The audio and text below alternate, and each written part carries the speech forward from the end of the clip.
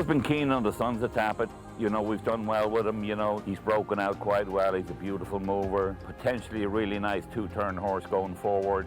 We're really kind of very fond of him. We bought the Tappert filly out of the Blue Eyes in the Rain filly at the Keeneland sale. What we really liked about her was obviously her physique. We liked the way she moved, and we just fell in love with her from the start, really. Tappert, standing at Gainesway. Dan Illman, Mike Beer, taking a look back at the Grade 1 Arkansas Derby, very important Kentucky Derby prep race. In this edition of Kentucky Derby Prep Recap, brought to you by Gainesway. Before we get to the video, Mike, just want to say, this was an oddly run race. They went very fast early. They backed it down on the backstretch. You had early moves. You had lots of horses getting into traffic issues. Yeah, you'll see that when we put the replay up. They run to the first turn in here. The early fractions are fast, and then the whole field's just going to come together up the backstretch when the pace backs down. A couple of horses I thought were pretty badly compromised, but not everybody. Let's break from the gate. Kavad, not surprisingly, from the inside post, he was going to show speed. He was hustled out of there. They went 22 for the opening quarter. Chasing Time is up close. I was really surprised that Doppelganger, Mike, was intent on making the lead under John Velasquez. He was really ridden out of there. He wasn't fast enough to make the lead. He chased the pace, and then he just ran an odd race. He was cold on the tote board, and I don't know what was going on here. Yeah, I don't know. It was surprising to see them trying to make the lead here. He's the number 4. He's caught a little bit wider on the first turn, but Johnny V's not going to back off. He had a chance to really back off there on the first turn, Dan. He's not going to do that. He's going to press onward up the backstretch. And Doppelganger, he's going to come back on for 4th late. I kind of feel like that maybe is a little bit of a mirage. I guess we'll find out more as time goes on. But man, he's all done here when they hit the far turn. Cyber Knife got right up close. You see them back down the fraction, the little accordion effect. This field gets closer. I love what Florent Giroux did. He got Cyber Knife right into that position in between horses and maintained his forward spot. Yeah, I agree with you. He made a decisive move there, and it was actually pretty tight for him too. When you watch the head on, he's sort of bouncing off the horses to either side of him there, but he maintains that position, and now he's just going to put the pressure on the leader here, take this thing over. He stays on pretty well through the stretch here. Then he's going to drift a little bit at the end, but he quickly gets clear here off the quarter pole to open up a decisive margin. The bold move from the filly, the 6, Secret Oath, the favorite in this race off 3 consecutive big performances at Oaklawn. She kind of had to make that move once they backed down the pace. She got into contention. She was no match for Cyberknife. She flattened out a bit late. All in all, a good performance. She won't be Derby bound. I like that Mr. Lucas took a shot. It's on to the Oaks. Yeah, I agree with all that. She obviously doesn't run a poor race here, but she didn't run a great race either. I sort of like what Contreras did. He got bumped at the start. Maybe he didn't want to be as far back as he was early. And then when the pace sort of came together there in the backstretch, he didn't go with an early run. He just sort of sat with her. Listen, he made the run with her that he probably wanted to make, Dan. He made a big wide run around the second turn. He had a shot at this thing in the stretch. And to me, anyway, my personal opinion, she just wasn't good enough. Let's talk a little bit about some of the also-rans before we get to Cyberknife. The first one, the Rebel Stakes winner, Un Ojo, who seemed to be moving pretty well, Mike, and then just got banged into the rail.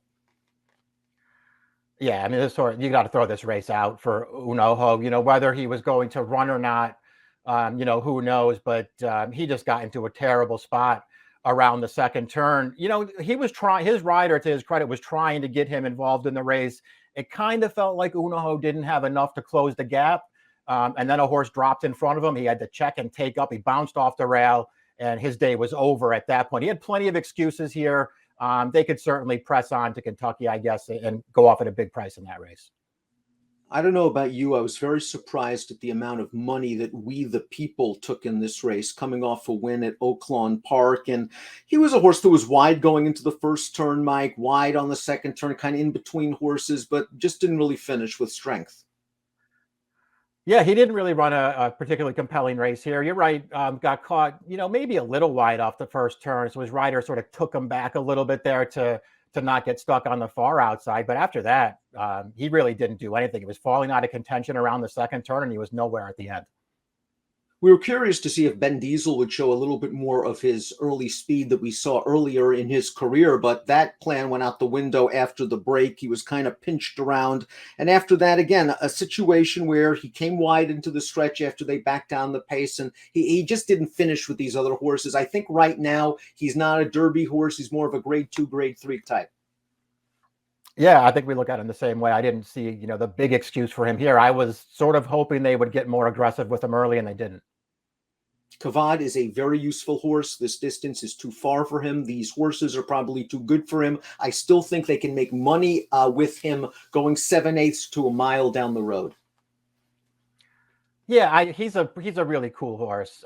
He's done his best in this, series of Derby preps down here at Oaklawn. He didn't run great in any of them, but he didn't really run terribly in any of them either. He's a really underrated horse. As for Doppelganger, let's get back to him really quickly. Again, asked for speed leaving the gate. First of all, I was very surprised how cold he was on the board. He was 7-1 in this race, coming off the second place finish to Forbidden Kingdom in Southern California. The fact that he was an ex-Baffert horse, et cetera, et cetera. Chased the pace, looked like he was going to run last on the backstretch, somehow re-rallied for fourth. I wonder if that's more of a sense of some of these other horses had trouble, or if it's just an indictment on the rest of them. Maybe it's a little bit of both. Again, it's the fact that he got back up for fourth, and it almost looked like he was actually running again at the end when you watch the replay. It just makes it a little bit hard for me to evaluate. I kind of feel like it was a little bit of a mirage. I'd be willing to give this horse another chance, though, Dan, wherever he shows up next. I just didn't really care for the trip or ride he got in this race. Secret Oath ended up last early. That probably looked good going into the first turn, the way they were blazing. Once they backed the pace down, it forced the jock to run. You saw that was a very eye-catching move on the second turn before she flattened out just a bit. I think the race sets her up well for the Kentucky Oaks. The Kentucky Oaks looks competitive this year. Your overall thoughts on her quality-wise and her race here? I think she's a really good horse. I have no problem with the race that she ran here. I didn't, personally think she had some kind of huge excuse. I thought she made the run that you wanted to see her make around that turn. She loomed very briefly, and I just thought that she wasn't good enough in here. But I don't think she ran a poor race by any stretch of the imagination, and I think she's a huge player in the Oaks.